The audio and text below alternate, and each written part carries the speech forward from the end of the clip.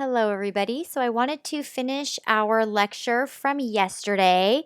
We were talking about responsibility centers, and we'd gone over cost centers and profit centers, and we started investment centers, but we hadn't quite finished. And I also want to talk about the concept of the balanced scorecard, as well as briefly about our project and how you're going to be looking at responsibility centers in real life.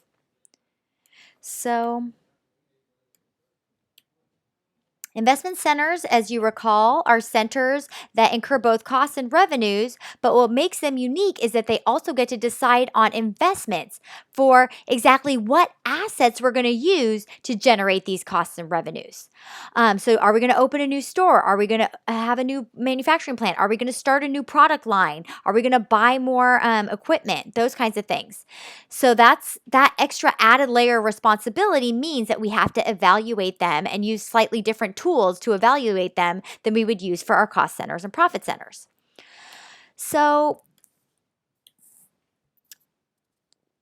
in our last class, we did this in-class example on a food manufacturer that makes two different types of products, beverages and cheese. And so they have these two different divisions. And we did some analysis on how these divisions were doing. We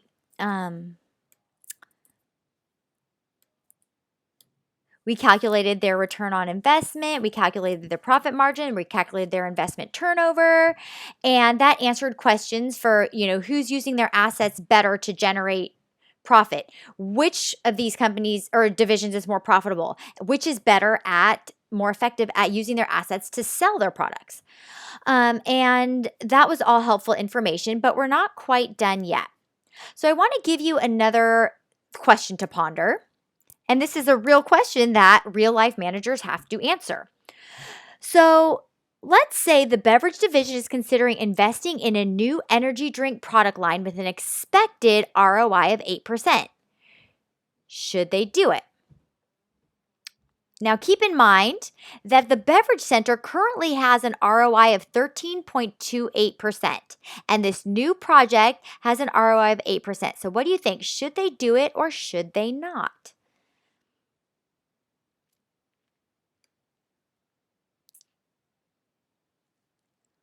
Well, the answer is it depends. And I'll tell you what it depends on in a little bit. But first, I want to kind of analyze the yeses and nos, okay? So for those of you who said no, I could understand why you might say that because you're going, wait a minute. I've got like a 13% ROI here. I'm already lower than this other division. And if I take on another project that has an ROI of only 8%, it's going to dilute my ROI even more. So it's going to be even worse than the cheese division. So no, I don't want to do that. Okay. Now, for those of you who said yes, you're probably going, wait a minute, that's still a return on investment. It's still 8% on whatever assets you invest. That's still, you're making money at least. It's not like you're losing any money. So, why not take on this new opportunity? Energy drinks are hot. They're, people want to drink them, so they can have their energy and stay up late to study, right, guys? And so, I think we should do it. And the answer is at this point, you both have valid reasons for why you would want to go ahead and invest in this new product line. But what we use in order to help us as managers make a decision on if we should do this new product line or not is another evaluation tool called residual income. Residual income, okay? And the term residual, if you look it up in the dictionary, another word for that would be leftover, okay? Residual is the same thing as leftover. So residual income is the amount of income left over after achieving a certain target return, okay? So in other words, we set a target for this is the minimum return I want you to get. And if there's some on top of that, that's great, but at least you got to hit this target. And the purpose of using residual income as the evaluation tool instead of ROI is that it's meant to encourage managers to take on new products, even if it reduces their overall ROI. So in that previous example, you saw that the 8% would reduce their 13% ROI, but if we use residual income, it's going to encourage us to maybe take on those new products anyway. So let me show you how residual income works, okay? So the formula for residual income is residual income equals income minus target income. So in other words, anything left over after your target income. Now, how do we figure out what our target income is? Well, in order to do that, we use the ROI formula and rearrange it to solve for the target income. Okay, so as you recall, the ROI formula is income divided by average assets. Well, when you're calculating residual income, the income, our target income, is our question mark, our X, what we're trying to solve for. But we do know our ROI, that's our target return percent, and our average assets. So if you just rearrange this equation, you would take, just income, you would multiply, move the average assets over here, right, to multiply it by average assets. So in other words, income then equals average assets times ROI. Okay, it's just the exact same formula, just rearranged. We're pulling this average assets over here to times ROI to get that. So I'll show you what that looks like with our actual problem. So if we go to the problem, what we were working on was this one, exercise 22-12. This was all of our information. But now we're moving on to exercise 22-13, which is kind of a carryover from exercise 22-12. And this is talking now about residual income. And it says, assume that each of the company's divisions has a required rate of return of 7%. So compute residual income for each division. Okay, so that means that our target ROI is 7%. So if you're going here to our worksheet, our target return is 7%. So when you're calculating residual income, you'll see there are actually two parts. I've got part 1 and part 2. So let's do part 1 first. Well, part 1 is how do we calculate the target income? And like I said, what we're going to do is we're going to rearrange the ROI formula to get it. So to calculate our target income, which is this, we take average assets times ROI. So here we have average assets times ROI, or our target return, equals target income. So our average assets, we are going to get from the problem, right, of course, but we also already calculated it up here. So we have our average assets. So we'll bring that down here. Our average assets were 2628.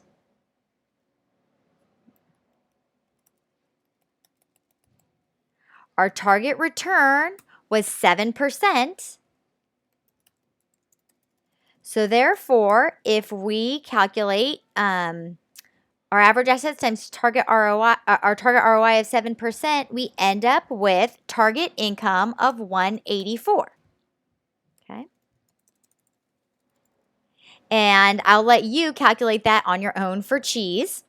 Because right now I just want to focus on our time on the beverage division, okay? So now we move on to part 2, which is calculating our residual income.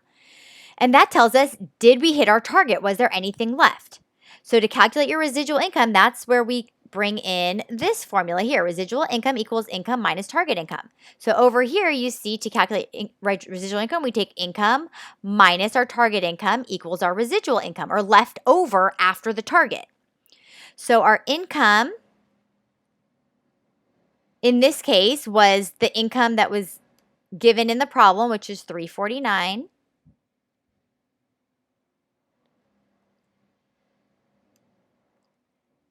So we take $349 and we subtract out our target income, which we calculated here in part 1. So that was $184. Oops. So therefore, our residual income is $165. That means we had, $165 left over after we hit our target. So that's pretty good, right? We had something left over. That's what we want. It means we at least hit our target. So now I have a follow-up question for you guys. If residual income is 0, should you accept or reject it? Is that good or bad if residual income is 0?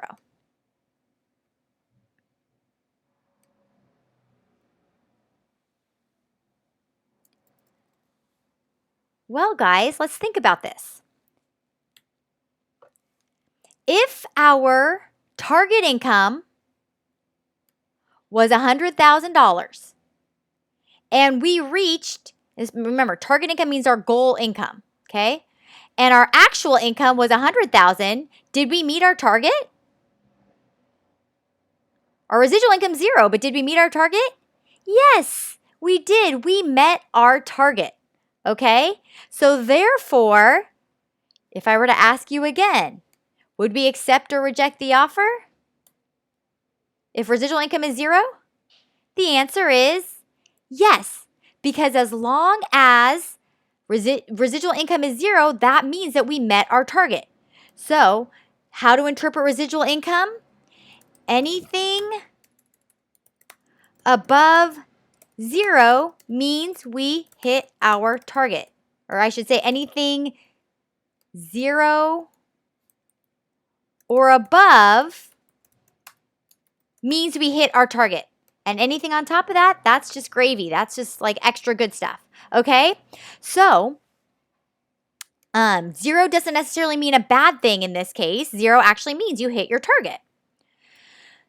So my next question then I want to follow up, knowing we have a target ROI of 7%, should we add the energy drink product line with this expected ROI of 8%?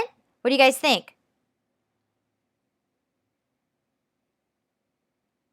Well, hopefully you would realize that, well, if our target is 7%, that's the minimum that our management wants us to hit, and this new energy drink is 8%, then that's better than our target. So that means that, yes, we would want to add this new product line. We're going to take on this new opportunity. Even though we know that it's going to dilute our 13%, it's going to make the 13% lower, it's still, as long as it's above the 7%, we want to do it because it's hitting our minimum target, and we're taking on this new product that's going to hopefully be a good opportunity for our business. So I hope that helps you understand residual income and how that's a useful tool for businesses. Now I want to talk briefly about balanced scorecard.